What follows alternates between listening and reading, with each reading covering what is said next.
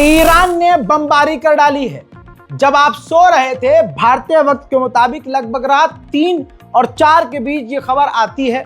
हम इंतजार कर रहे थे फुटेज का, लेकिन ये तस्वीरें हमें मिली हैं। ये देखिए, इराक के बॉर्डर पर ईरान ने बमबारी की है। ध्यान से देखिए दोस्तों, ये जो धुआं निकल रहा है और जो एक्सप्लोजन आपको एक बड़ा नजर आ रहा है, क्योंकि वीडियो काफी दूर से बनाई गई है, तो ईरान बहुत खतरनाक एक्शन में है। हजरात, अभी तक ये जानकारी मिली है कि इराक की तरफ से जो आतंकवादी संगठन ईरान के लिए खतरा थे, ऐसे संगठन जो ईरान के खिलाफ एक्टिव थे और बॉर्डर पर ईरान के लिए खतरा बन रहे थे, ईरान ने, ये इतिहास में पहली बार हुआ है, ईरान हमला तो करता है लेकिन मिसाइल और रॉकेट दागता है, लेकिन फाइटर जेट नहीं उड़ाता। जी हाँ, बिल्कुल सही सुना आपने, ईरान ने फाइटर जेट, जी हाँ, फाइटर जेट से हमला किया है इराक के बॉर्डर के अंदर। जी हाँ, कहा है कि आतंकवादी वहां एक्टिविटी थी, हमें पुख्ता जानकारी थी, जिसके चलते हुए ईरान ने हमला कर दिया है।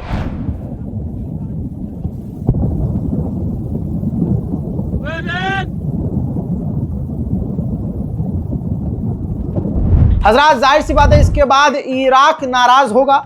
जब तक मैं ये अपडेट दे रहा हूं तब तक ऑफिशियल कोई स्टेटमेंट इराक की तरफ से नहीं आया है, लेकिन आपको बताना चाहूंगा कि इराक के अंदर ऑयल फील्ड पर भी ड्रोन हमला हुआ है। और जाहिर सी बात है ये हमला ईरान नहीं, इराक के अंदर बहुत सारी ऐसी चीजें हो रही हैं जो खतरा महसूस करवा रही हैं। ऑयल फील्ड पर जो हमला हुआ है उसकी तस्वीर दिखाना चाहूंगा।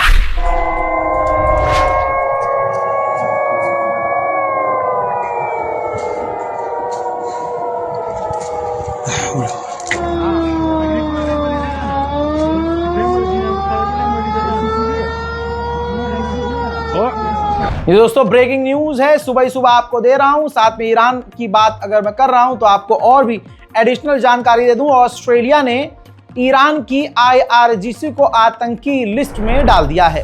खबर घूम रही थी, आधी अधूरी जानकारी ईरान की तरफ से थी, जिसकी वजह से कई तरह की बातें बनी कि मोहम्मद बिन सलमान जब ट्रंप से मिलने गए हैं तो ट्रंप को मोहम्मद बिन सलमान के जरिए ईरान ने मैसेज भेजा है। हालांकि बातें बनने से पहले अब ईरान के विदेश मंत्री का आगे बयान आ गया है। उन्होंने ताज़ा तरीन बयान में क्लियरिफाई किया है कि हमने मोहम्मद बिन सलमान को जो लेटर दिया है उसमें अमेरिका और किसी और का कोई मसला नहीं था। हमने हज के सिलसिले में मोहम्मद बिन सलमान को लेटर दिया था। वहीं ईरान के अंदर अभी भी आतंकवादी हमले जारी हैं। ईरान के अंदर जो धमाका हुआ, गोलीबारी हुई, उसमें एक IRGC के जवान की मौत हो गई है। उधर ईरान के विदेश मंत्री ने फोन पर यूरोपीय यूनियन के ऑफिशियल से अपने टकराव को कम करने के लिए फोन पर बात की है। ईरान के supreme leader Ayatollah Syed Ali Khamenei ने बड़ा बयान दिया। उन्होंने कहा कि 12 डेज वॉर में अमेरिका इजराइल बिना शक हमसे हारे हैं। उन्होंने हमारे खिलाफ झूठ फैलाया, झूठ फैलाकर हमला किया।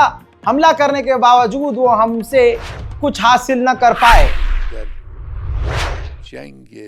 12 روزه ملت ایران هم آمریکا رو شکست داد، هم صهیونیست‌ها رو شکست داد.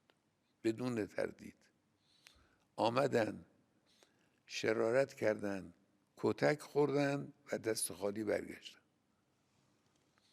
این شکست به معنای واقعی کلمه اینه. بله، شرارت کردن، یعنی اما دست خالی برگشتن، یعنی به هیچ کدام از هدفهای خودشون نرسیدن. بنا به قولی رژیم صهیونی 20 سال برای این جنگ برنامه‌ریزی و آمادگی। सुप्रीम लीडर ने आगे ये भी कहा है कि ऐसा नहीं है कि हमारा नुकसान नहीं हुआ। 12 डेज वॉर में हमारा भी नुकसान हुआ, लेकिन हमला करने वाले का मटेरियल नुकसान ज्यादा हुआ, उनका नुकसान बहुत ज्यादा हुआ। आज पूरी दुनिया में इजराइल एक ऐसी चीज बन चुकी है जिससे पूरी दुनिया सबसे ज्यादा नफरत करती है। हजरात, मजेदार बात तो यहां बोल दी सुप्रीम लीडर ने। उन्होंने कह दिया कि यह झूठ फैलाया जा रहा है कि हमने अमेरिका को कोई संदेश भेजा है, हम बातचीत करना चाहते हैं, ऐसा है वैसा है, लेकिन ये सब झूठ है। सुप्रीम लीडर ने ही आकर क्लियर कर दिया कि हमें अमेरिका से बातचीत ही नहीं करनी, अमेरिका बातचीत के लायक ही नहीं है। इसके बाद डोनाल्ड ट्रंप का बयान आया है, जिस एक बयान में वो कह रहे हैं कि ईरान पर हमला करने के बाद जो पायलट था उसने खूब एंजॉय किया। बाकी हमने B2 बॉम्बर, परमाणु बॉम्बर और भी भारी मात्रा में ऑर्डर किए हैं। I'll tell you that they said for 22 years, sir, our predecessors and us wanted to make this attack. 22 years they wanted to make this attack, and they practiced it 3 times a year for 22 years, and no president gave them the approval to do it until you came along, sir. We want to thank you. I said, did you really enjoy it? They said, sir, we loved it. We loved it. And these are brave men. These are from a different place than some of the people I know who aren't courageous. We have a lot of people that aren't courageous. These people were amazing in the job. उधर Iran के defence minister ने ऐलान किया है कि पहले से ज्यादा अब हम तैयार हैं दुश्मन को जवाब देने के लिए। تهدیدات رو رصد میکنیم.